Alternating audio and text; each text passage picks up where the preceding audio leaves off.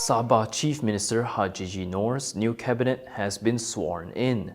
Meanwhile, the MACC called in businessperson Albert Tei's lawyer Mahajoth Singh for questioning today. Stay tuned for this and more on KiniNews. Sabah Chief Minister Hajiji Noor's new cabinet was sworn in today at the Istana Sri Kinabalu. Besides leaders from his Gabungan Rakyat Sabah coalition, also in the cabinet lineup are Upko President Ewon Benedick, PKR's sole assemblyperson Jamawi Jaafar, and BN's Jafry Ariffin. According to a list circulated to the media, Ewon will serve as Deputy Chief Minister 3. Dr. Joachim Gunsalam and Masidi Manjun will serve as Deputy Chief Ministers 1 and 2. PKR's assemblyperson Jamawi had only joined the party shortly before nomination day for the Sabah election. Previously, Jamawi won the Kamabong seat under BN in 2018, but then defected to Warisan after the election. In 2020, he switched back to BN before later joining Hajiji's Gagasan Rakyat Sabah party. Meanwhile, Jafry is reported to be one of Sabah BN chief Bung Mokhtar Radin's lieutenants. Bung had previously had a falling out with Hajiji. The 17 Sabah polls saw a record 596 candidates contesting 73 seats. GRS won 29 seats, followed by Warisan with 25, BN won 6, Upko won 3, Parti Solidarity Tanah Airku won 2, while Pakatan Harapan, Perikatan Nasional, and Parti Kesejahteraan Demokratik Masyarakat each picked up 1 seat. 5 independent candidates also won the seats they contested. Hajiji had been sworn in as the state's 17th Chief Minister early Sunday morning. Earlier today, Sabah BN had put its past tensions with Gabungan Rakyat Sabah behind it and formally endorsed Hajiji's leadership. In a statement, BN Secretary General Zambri Abdul Kadir said the 17 Sabah polls had reflected a mature democratic process.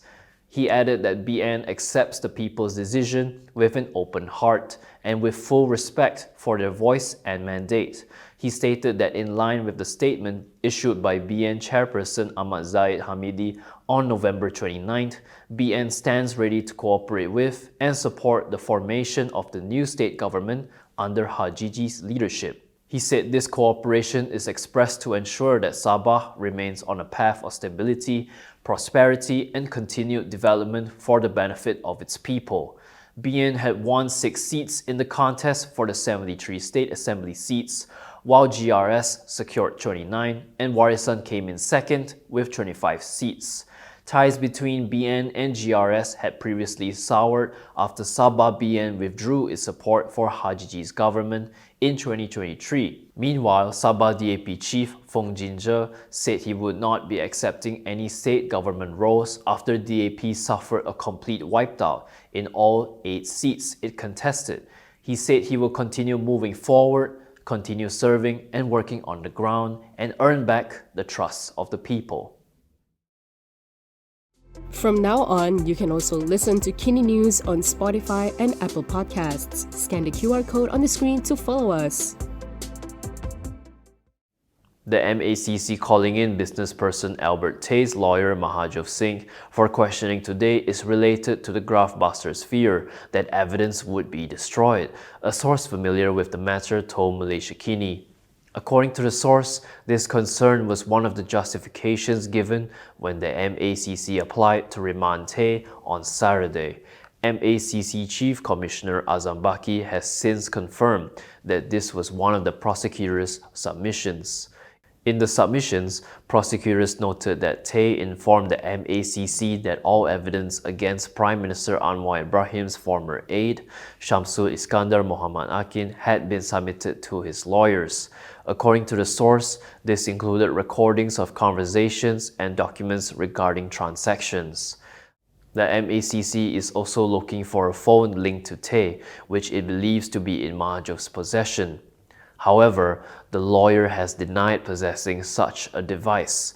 In a statement before arriving at the MACC headquarters in Putrajaya today, he said he did not possess it, contrary to the MACC's utterly baseless claim or belief. Mahajoth added that any documents handed to him are also protected by client-lawyer confidentiality.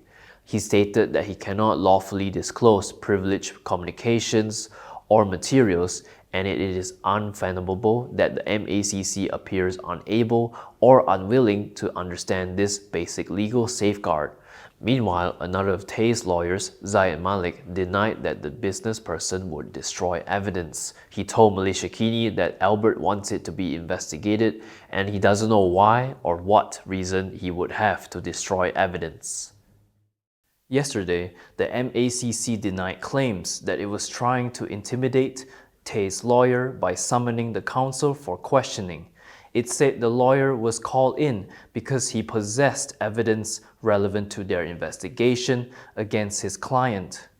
In a statement, the MACC also stressed it has authority under Section 30(1) of the MACC Act to issue a notice and require any person to attend and produce documents or recordings necessary to assist an investigation. It added that there is no exemption for legal practitioners and to suggest otherwise is legally unfounded.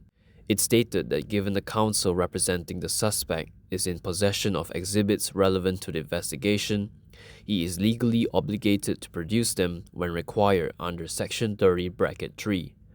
The MACC also claimed that while the solicitor-client privilege protects confidential legal advice, it does not excuse a lawyer from appearing before investigators, shield materials unrelated to legal advice, or prevent inquiries where the lawyer is a material witness.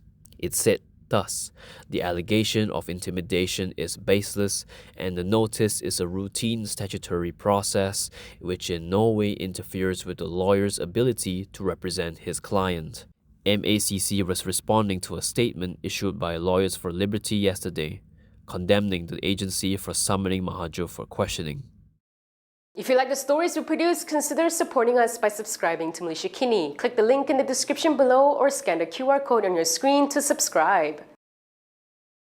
Prime Minister Anwar Ibrahim has revealed that there will be no major cabinet reshuffle. According to Bernama, he said the government needs to fill a few vacancies, but a major reshuffle normally requires a longer time, and he did not think a major reshuffle should be done. Anwar said this amid calls and speculation over a possible reshuffle. Speculation over a cabinet reshuffle resurfaced as several ministers are expected to end their service following the expiry of their senatorship this month.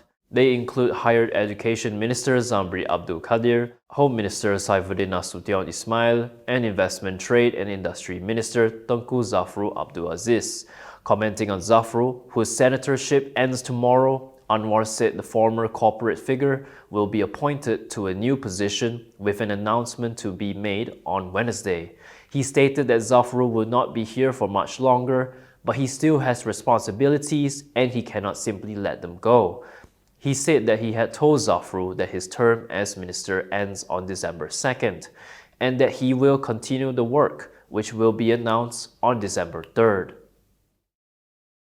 Moving on to MIC, the party Secretary General S. Anantan has clarified that MIC sent a letter to Perikatan Nasional inquiring about membership details and processes.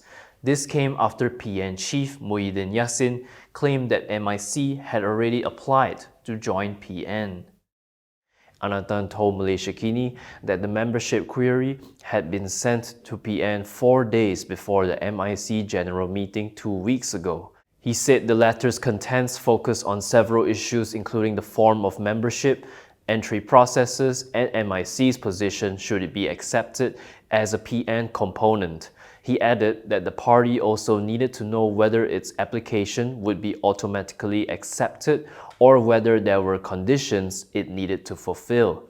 Yesterday, Muhyiddin told the press that PN had received MIC's application to join the coalition and that its Supreme Council would be making a decision soon. He reportedly said that he told the MIC President and Secretary General that we will discuss the application in detail after the Sabah polls. On November 16th, MIC delegates had supported a call to quit BN and join PN at its AGM unanimously. Next, we have a branded capsule brought to you by Bernama ASEAN. The leading bird's nest brand in Malaysia, FG Wallet, reported that ASEAN serves as an important platform for them to expand their business, aside from promoting homegrown products abroad. Its founder, Datin Fauzia Gao, said the regional market is a stepping stone that could help her launch FG Wallet onto a bigger stage outside of Southeast Asia. Untuk ASEAN ini, bring our own produk buatan Malaysia. Okay, for other country. For example, macam kita kata buat produk Malaysia. Untuk dapat logo produk Malaysia tu, bertahun-tahun juga kita orang apply. Apa impact dia? Of course untuk negara saya. Dan I'm so proud of sebagai anak Malaysia untuk bawa produk Malaysia globally, internationally. I'm looking this untuk satu level yang lebih tinggi lah. Bukan setakat masuk 2 carton, 1 pallet, 2 pallet. Bukan. Kita nak macam mana big brands in other country globally pergi kan. So before we go global, I want to go to ASEAN country. I mean global tu maksudnya before kita pergi lebih jauh lagi, saya nak make sure saya nak penetrate Asia juga. When the local brand first kick-started its exportation journey, Datin Fauzia reported receiving assistance from Matrade, an agency under MITI for expert guidance. The celebrity said the agency has assisted in integrating her business overseas quickly while being able to reduce costs so the entrepreneur can focus on other important aspects of her business instead. Sebenarnya saya banyak fokus kepada ekspor sebab kita memang semula dah ready untuk ekspor kan. Bila kita ready dengan ekspor ni, kita banyaklah sertai program-program ekspor ni, especially untuk membimbing kita bagaimana untuk ekspor, cara-cara dia, calculation ataupun orang kata macam kursus ilmu dan juga ada juga bantuan-bantuan yang disediakan.